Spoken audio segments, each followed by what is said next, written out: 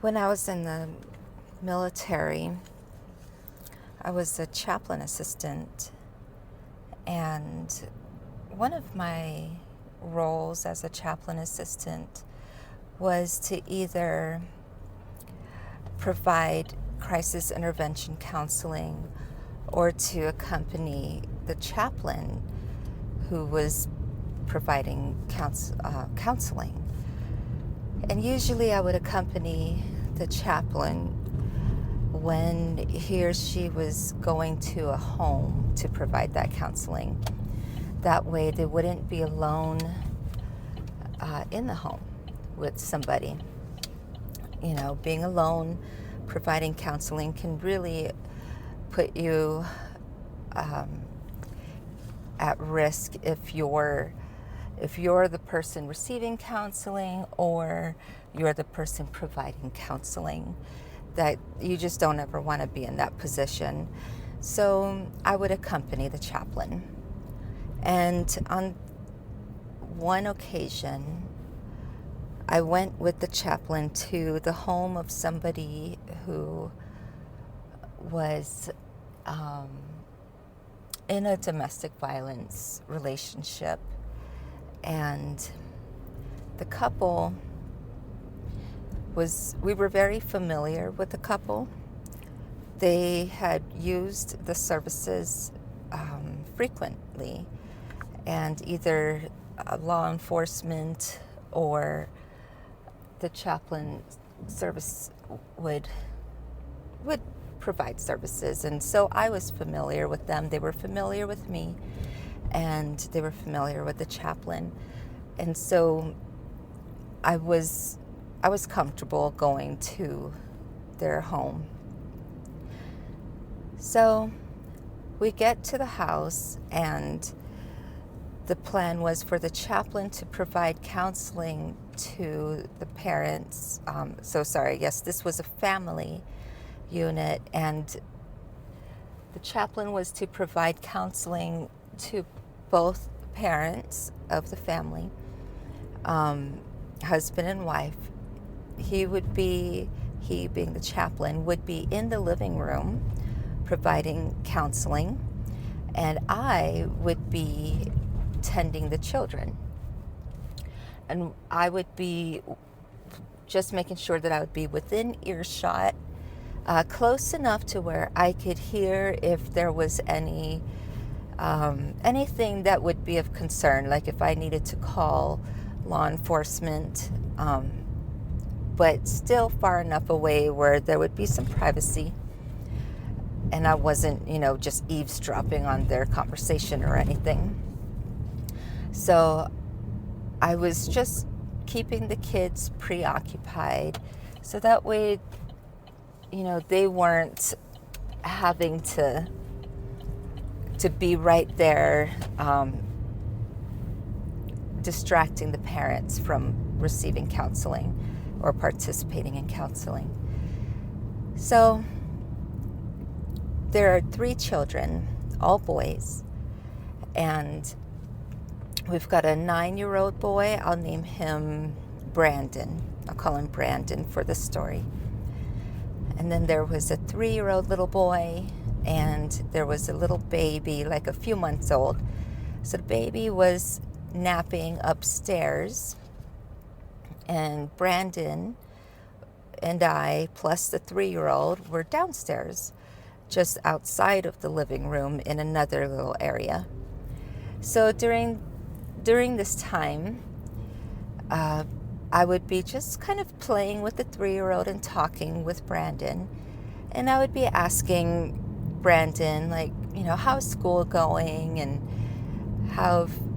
what kind of activities are you liking? And then at the same time, I'd be coloring with the little 3-year-old, and Brandon would be just conversing with me, and the entire time I would see his eyes kind of travel from me to his little brother to the direction of where his parents are, and then back to me, back to brother, back to parents. And then he would run to the kitchen, grab a glass of milk for his brother, and then he would say that he would need to check on the baby brother, and so we'd all go together, go check on baby brother, still napping, go back downstairs, and then continue with little activities like coloring and talking and stuff like that. Now, Brandon being 9, he's got a whole lot of growing up to do, a long time of childhood ahead of him. But he's seen a lot by 9. And my entire time while I'm sitting there with them, I see his attention going in a multitude of directions, right? He's able to focus on me and converse with me, and he's able to care for his 3-year-old brother and make sure that he's got like snacks and milk, and then keep his attention on his parents. How are they doing? What's going on over there? And then, how's baby brother doing? And let's go check on him. And then back to me.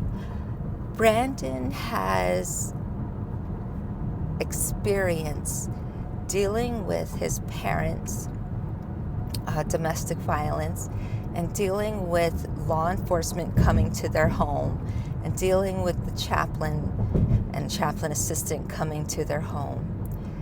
And this boy didn't look shaken up.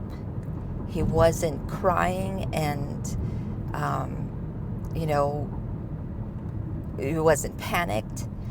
He was calm and, of course, a little bit on edge. But he was in like job mode. He was focused, alert. And at one point, while we're talking about activities in school, what does he like to do? At one point, he says, "My job is to take care of my brothers." And we weren't talking about his situation in regards to the domestic violence. When I'm there, and Brandon and I were familiar with each other at this time already because I'd been there multiple times. When I'm there, I don't usually talk about what's going on with them. I usually try to talk about, of course I talk to him about, how are you doing? How are you feeling? Are you okay? I know you're scared sometimes if I happen to be there when he is feeling scared or upset in some way, depending on the situation. But we don't go into that because I'm not a therapist. That's not my job there, and I have to always make sure that I'm staying in my lane. And if I need to refer him to a professional who is licensed, then I would. My job there was to keep him calm and intervene in crisis. And so at that time, when he made that statement, we were talking about other activities. And so his statement, though, was it caught me off guard. And when he said, "My job is to take care of my brothers," it completely stopped me and it broke my heart. Because here's this 9-year-old boy who was thrust into this life where he had to take on a burden, had to carry a burden of caring for a 3-year-old and a I don't know, I think he was like a 4 or 5 month old baby. when his parents were fighting and trauma was happening. He had taken on the role of caring for these children, and as a child himself. And at that moment, I saw myself, because I was Brandon at his age. And I just looked at him and I told him that I was sorry. I wanted to tell him that I was proud of him, but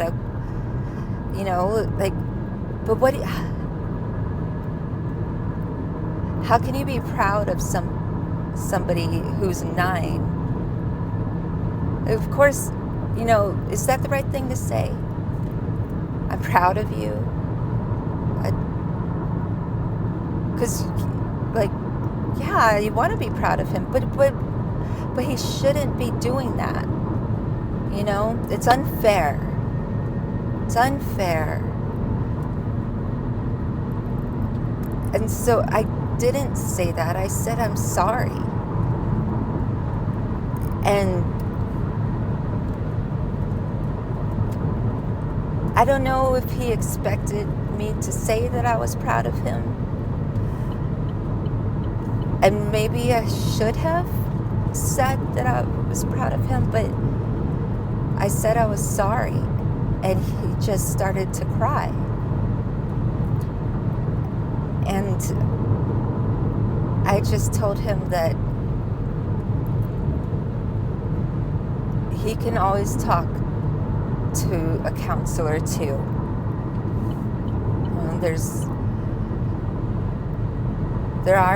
There are counselors for him too, and that if he wanted to be happy, I told him that you can talk right now if you want to say what you're feeling, and I said you're free to say whatever you want right now if you're feeling like you need to say something. And I said, but I'm just sorry that you're in a situation. And I told him that he was very brave, and that his brothers were very lucky to have such a good big brother that's looking out for them. And that seemed to help him. It seemed to help him, at least for the moment. And we did get him connected with a child psychologist. And I don't know what happened after that. We have confidentiality, and we don't speak to even each other about things that are confidential. So I never found out what ended up happening with Brandon, but I was very glad that we were able to get him connected with a specialist that could help him. But I say all of that because there's so many of us out there who are Brandon, and I'm one of them, and there's plenty of us out there. Were you Brandon? Were you raised in chaos? Did you have a traumatic childhood? Didn't have to be a childhood in violence. Trauma doesn't have to be violent. But were you? Was that you? Because we're going to talk about some of that today. We're going to talk about the impact of that, what it can do. So that's Running with Scissors today. This is it. Welcome to it. You ready? All right, here we go. So as you can see, we're driving. just so that you can feel a little bit better about that, I am a safe driver. I do make sure that I press record before I put the car in park, or not in park, but in drive. That way I don't touch the phone as soon as I'm driving and everything. And then at the end of this, I don't stop recording until I put the car in park and turn it off. So I'll edit the video and everything to make it all nice and neat afterwards. And we're raining now, so that's fun. It's gonna be a little bit crazy. I guess it's gonna be some mood setting, huh? Did you hear that? That might have been a little bit of hail. We might have a little bit of hail going on. Woo. All right. Well, welcome to it. This is Running with Scissors. Now, running with scissors is basically a metaphor for recklessness, okay? Living life recklessly. There's a book also called Running with Scissors. Now, I don't live like that anymore, but like I said, I had a rough childhood, which led to some reckless behavior. I've gone through my therapy, my years and years of therapy. I've gotten some medication in me. I've got my diagnoses. I have been through recovery. I've gotten taken care of. I am still a flawed human. I am nowhere near perfect, but I've come a long way. I am no longer running with scissors. However, that's what this whole thing is about. So this episode is not for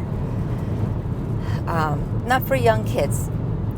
If you have kids around, we're talking about the effects of trauma. So please just make sure that they are mature enough to understand the heaviness of that, all right?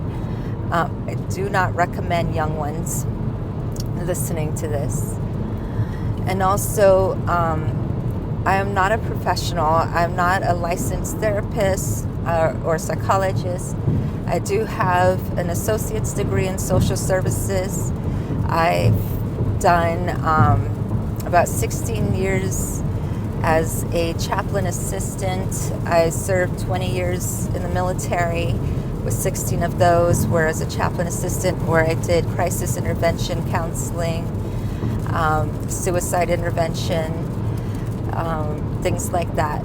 But I am not licensed. I'm not, so anything I say here is just based off of my work experience and my own personal experience. I highly recommend talking to a therapist for any real advice. I went through a therapist. I highly recommend it.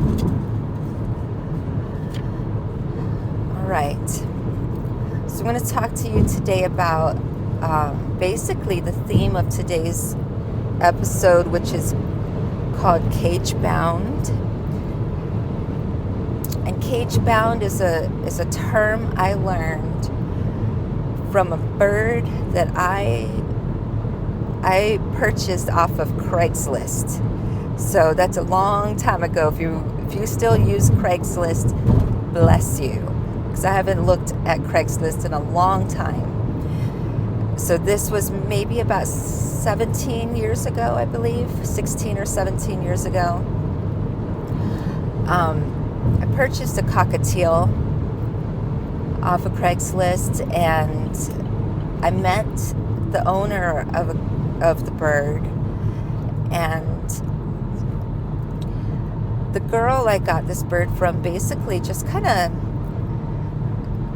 shoved a bird cage at me and tried to, I gave her like $50, and she just tried to hop on into her car.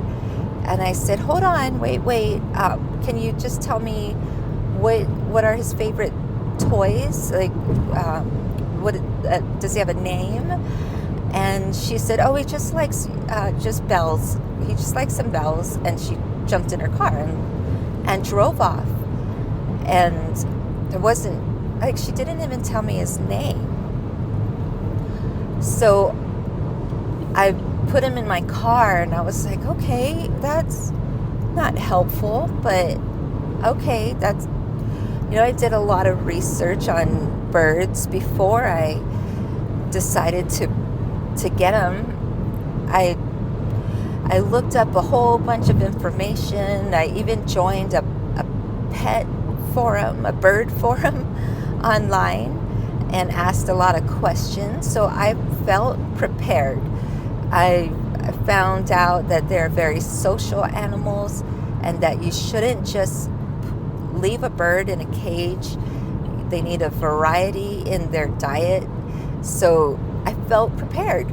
I was like, okay, that's fine. I will learn the personality of this bird, and we're gonna figure each other out, and I'll give him a name, and we're gonna get along just fine. I was very wrong. I had no clue what I was getting myself into with this bird.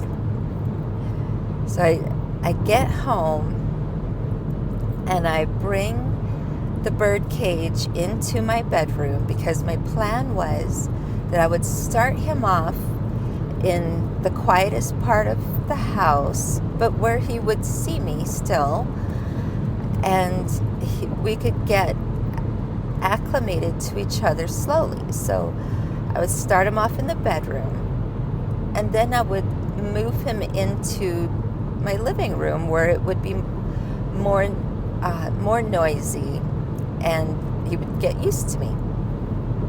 So I put him in my room, and finally got a good look at his cage.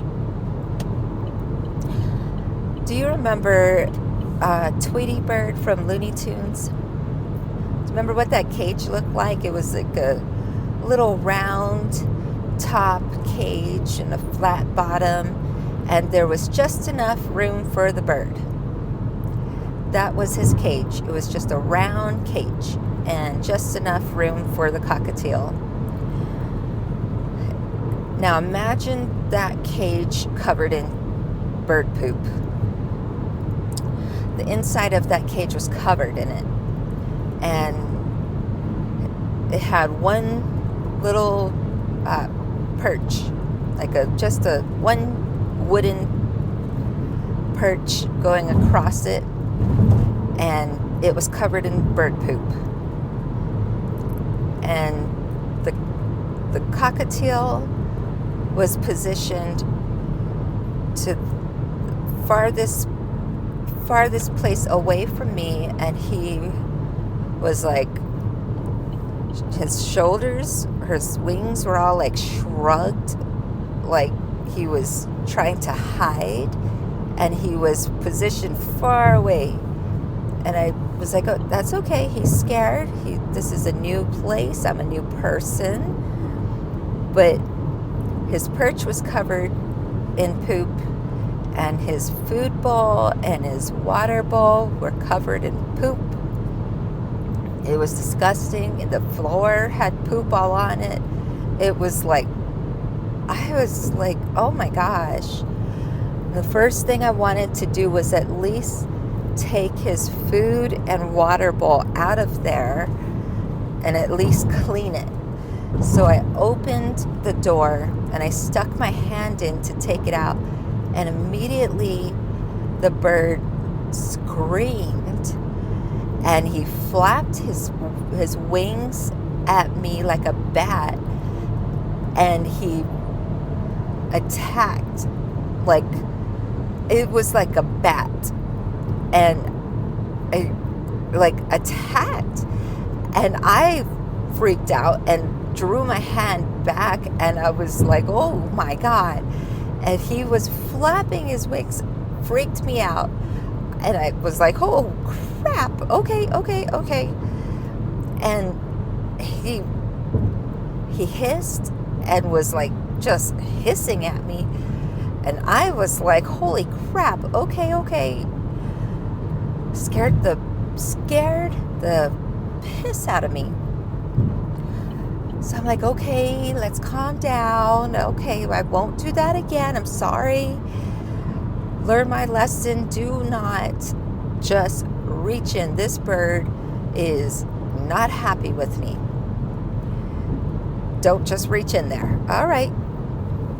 So I'm like, okay, I will have to do this another way. So I'm like, all right, so this bird just needs a real gentle approach. Have to just take it easy with him. So of course, what I ended up doing was just giving him some time. And I left him alone for a little while, gave him a couple hours, and then I walked in at a later time, and I just kind of spoke softly to him. I didn't reach in there again. Just came by and I just spoke to him. Just said hi. Just want to let you know I'm here. And just said some things. Would walk out. And then walk back in. Hi. It's me again. Walk back out later on. Just over the next several hours, just kind of did that. Maybe like once every hour, would just kind of do that. Just easy, soft, short, and then eventually go in, slowly open the door. He still hissed at me, but I was just being real slow. Eventually, he let me take one bowl out at a time. Over those hours that I was doing that, I did go out and just get new bowls and just replaced those dirty bowls. So at least I knew that I wasn't going to be able to just stick my hand in and clean the cage. So I at least wanted to get him some clean food and water. So over time, he would let me do things like at least replace, or not replace, but stick newspaper, like clean newspaper on the floor of the cage, because I didn't want to just start making quick movements, like cleaning type movements in his cage. I didn't want to put him under any unnecessary stress. And I did, though, just want to kind of help him as much as I could. So at the same time, I was doing some research on how to do this, and I was able to do some cleaning at little bits at a time.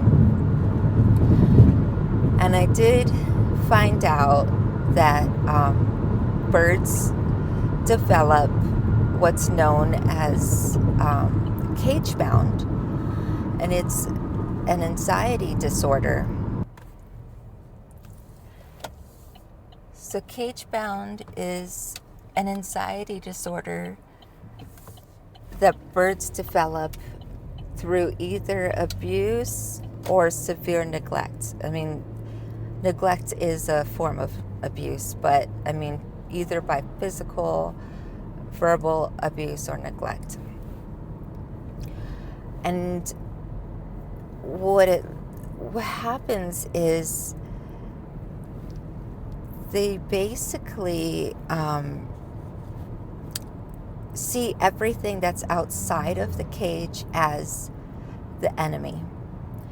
And what's inside the cage is the only thing that they can trust. And what's inside the cage is the bird. everything else is to be feared. And to the bird, the cage is protection. To me, when I saw this bird in the cage and looking at it, the cage is a prison. But to the bird, the cage is protection. To the bird, protection is good. Now, when I think of protection, and when you think of protection, protection is good. The cage equals protection. Protection equals good. And so the cage is good. And so Cagebound happens. This also happens to us, or can happen to us, who have dealt with childhood trauma. It happens to us who are Brandon, who I talked about in the beginning of this story. When we don't get the help that we need, we can become cage-bound. So,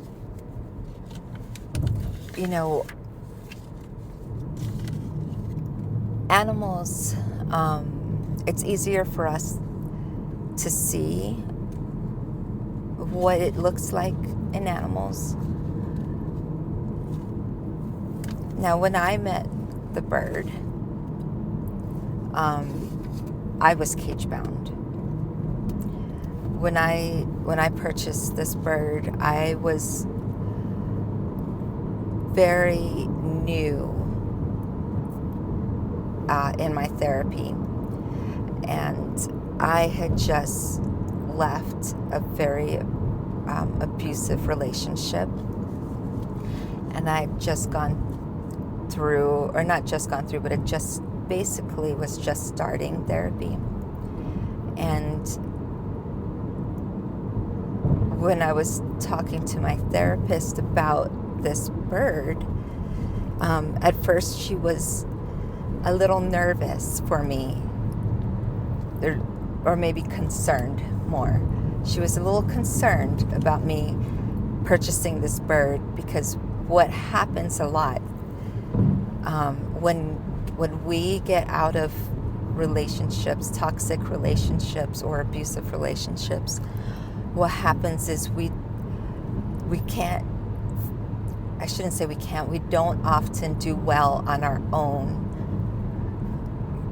We tend to want to jump into another relationship, or we tend to want to adopt pets. We want to fill our lives with something we can't have alone. And there's more about that later. We'll talk about that in another episode. So my therapist was concerned, and she was like, "We need to talk about this." But I had already purchased it. I had already purchased this bird, and so she also wasn't a fan of me. She also wasn't a fan of just selling a bird, just And so she wanted to talk about this now. Eventually, it worked out for our therapy, because she helped me see this as a very good lesson. So for me anyway, it helped me see that for animals, it's very easy for us to see it's easy for us to see what trauma looks like in animals. For me to see that Corwin was, that's the bird's name, sorry. I named him Corwin. It was easy for me to see what trauma looked like in him. It's hard for us to see it in ourselves, right? Corwin's cage was physical, it was a literal cage. Our cage is internal. Corwin's cage looked like a cage. had bars, had a perch for him to sit on. Our cage is internal, and it looks like an absence of trust, and it looks like the presence of fear. When we lost our 1-year-old puppy in 2021, my son, who was, I think he was about 13 or so, 12 or 13, he said he swore he didn't want another dog because it would hurt too much. We lost him in a very traumatic way. We were hiking, and our dog ran on a frozen lake, and the frozen lake, the ice broke underneath him, underneath the puppy, and he drowned. It was traumatic. And my son, of course, we all took it so hard. And my son said, I don't want another dog. I will never want to hurt like this again. I don't want another dog. I don't want to feel this hurt again. We don't, we don't want to hurt again. When we're inside our cage, when we're cage bound, we don't want to trust. We don't want to hurt. C.S. Lewis, there's a quote by C.S. Lewis about guarding our heart. And he says, I'm not going to get this right. I'm not going to get it perfect, but he says something like, you can guard your heart to protect it. You can guard it by preventing emotional attachment. You can guard it by not loving. You can love nothing, basically. It's like locking it in a coffin. You can safeguard it. You can keep it safe by not loving anything. And it will prevent heartbreak. And then it will become unbreakable. It will become impenetrable. And it will become irredeemable. Friends, when we're cage bound, like Corwin felt safe in his cage. He attacked me when I opened that door and tried to reach in to take that nasty food and water bowl out. He was safe in it because everything outside that he knew hurt him before me. All he knew was fear. He didn't know that I would love him. He didn't know.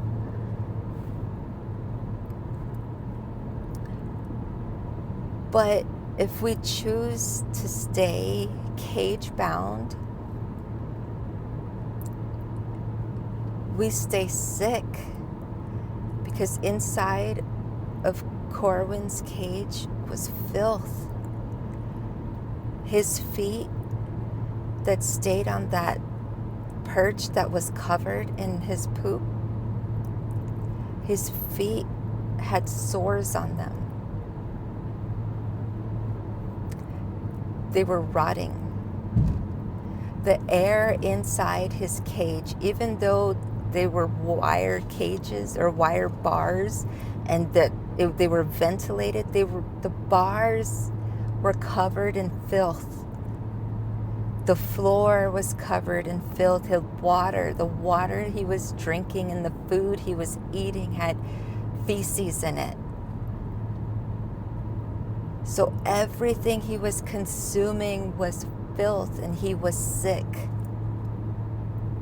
So he felt safe, but he wasn't well. And what happens to us when we stay cage bound, when we resist love, what happens to us when we refuse to get help is we become bitter. And when we become bitter, we become cynical and hateful. And we hate ourselves and we hate others. And we become jealous and we become selfish. And when we have children, we put our children in the cage with us. We bring them with us. And then we make our children sick too. And we feed them out of the bowl that has the filth in it. And we give them the water that makes them sick.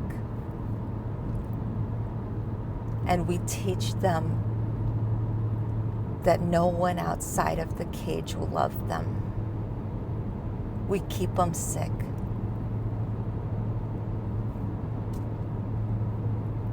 We can't stay cage bound. Let me tell you what happened to Corwin.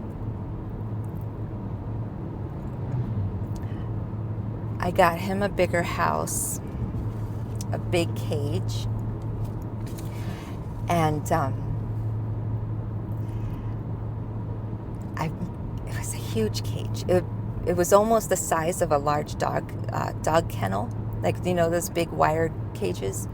It was like almost that size. And I zip tied the cage door open, and then I zip tied Corwin's cage door open, and then I brought him down to the living room, and I placed both cages on the floor, and I faced them door to door. So that way I made them basically one cage. Now, his big cage, the new cage, had so many types of different perches. You know, the different filing perches. Birds need perches that will file their nails. He had ropes. He had mirrors and dangly little toys with bells and little ringing things, and he had a hanging nest, like a little what are those? It's like a little I forget what it's called, like a tent, like a little tent that he can go in and hide when he wanted to, if he wanted some privacy. He had so many little things and big things that he could just play with. He had a ladder, and it offered so many fun things that would stimulate his brain and offer him more opportunities to figure out who the real Corwin was. Because in his old cage, Corwin was a bird who could just sit there. And I didn't force him into this new life that he could have. I gave him the opportunity to go in there when he was ready. And so I would watch him, and I made it to where his bowls were right by the door. And so I would see him go eat his food, and every once in a while he would peek. He would peek on the other side, and he would kind of venture towards the door, and he would peek in there. And then every once in a while, he would take a step in. And then he would spend some time in just at the entrance. And then I would see him spend more time in and check out the other perches. And the next thing you know, he would spend most of his time in that big cage and only go to his other cage for food and water. And then I would just move one of the bowls in there, and then I moved the other bowl in there. And then he never stepped foot in that old cage again. And then I took away the old cage, and he never looked at it. And then one day, I took his bowl and I held it in my hand and I offered it to him. And I have a picture of him sitting on the bowl and eating it out of my hand. And then one day, he got on my hand without the food in it. And then one day, he had another bird in his cage with him. And then one day, he whistled. And then one day, he hopped and danced to music. And one day, he was out of his cage.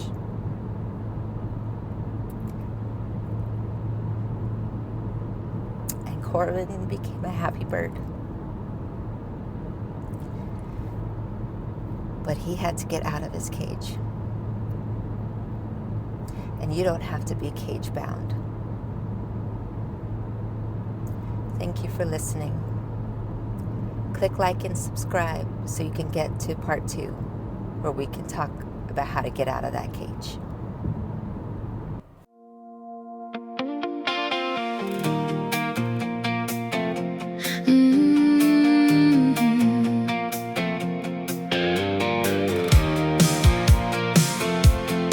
Running with scissors, I clock out, hit the road. Same long drive, same old load. 40 minutes, maybe more, letting truth roll out the door.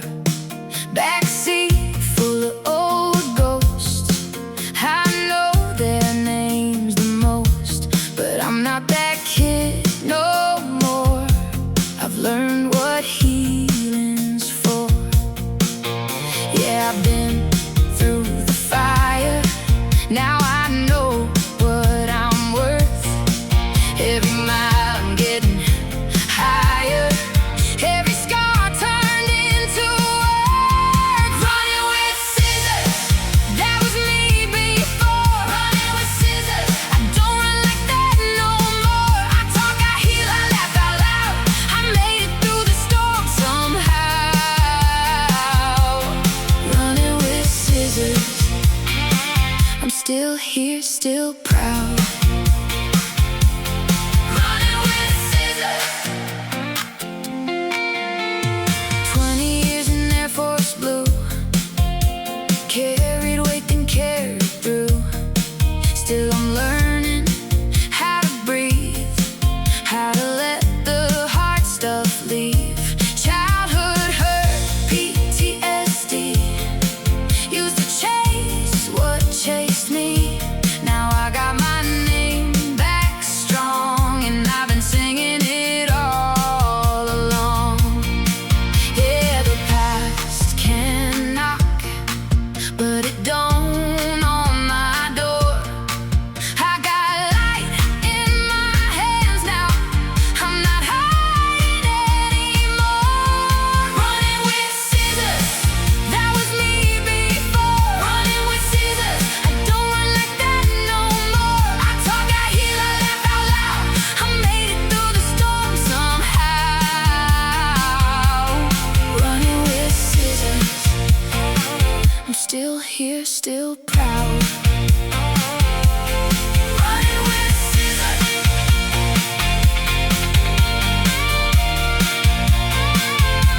So if you're hurting to pull up, take a seat. We can face the truth and still stay on our feet. No shame in the past, no shame in the break. We can build a new road for the lives we made. Running with scissors, that was me before. Running with scissors, I don't run like that no more. I talk, I heal, I laugh out loud. I made it through the storm somehow. Running with scissors, I'm still here, still proud.